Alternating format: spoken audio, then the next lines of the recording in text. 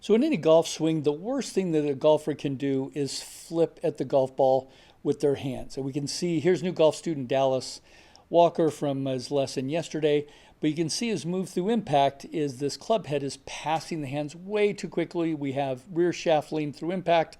What we really want and need is forward shaft lean. We've got to have the hands leading the club head through impact. The reason is because the hands are the center of a circle. The club head draws circumference around the hands.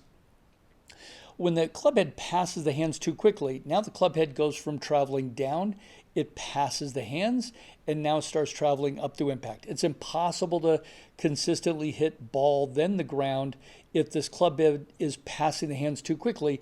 If you're getting, so here, Tony Finau, hands are leading the club head through impact.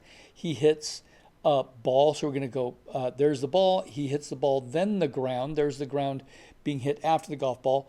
Well, here, when you close the club face incorrectly, we're going to put a mark right on this golf ball. We're hitting the ground well before the golf ball because that club head path is traveling up to impact. Additionally, when the right hand flips, this club face doesn't get closed, so this ball pops up and it pops out to the right. So here's an example of it popping up. Here's the club head past the golf ball.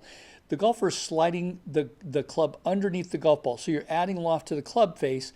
And so instead of the ball coming out forward, it's popping up. So when the golfer flips, the golfer is adding loft to the club. So you're basically turning a 7-iron into a 9-iron and popping the ball up. So you have to swing twice as hard. So we need these hands leading the club head through impact and closing this club face correctly instead of getting full extension in the left wrist or basically a breakdown in the left wrist. We need to get flexion in the left wrist so the hands can lead the club head. And here we've got flexion in the right wrist or a curl in the right wrist. We need the opposite in the right wrist. Without getting too detailed into it, we got to correct these hands. Okay, so here he is after about maybe 15 minutes worth of work. Here is his old swing. You can tell when this club face opens, this left foot has to replant. So you can see kind of what the golfer does. He spins the body to the left in order to try to close the club face. So there's the old impact position. So now we're going to get these wrists working correctly. We've got to get them actually in the right position in the backswing so they can get in the right position in the through swing. So now here's his new move through impact. So here the hands lead the club head through impact. And so now we're getting forward shaft lean by closing the club face correctly. And then now we can consistently hit ball then ground. Now instead of this rear shaft lean, we have forward shaft lean. The ball's coming out forward instead of up.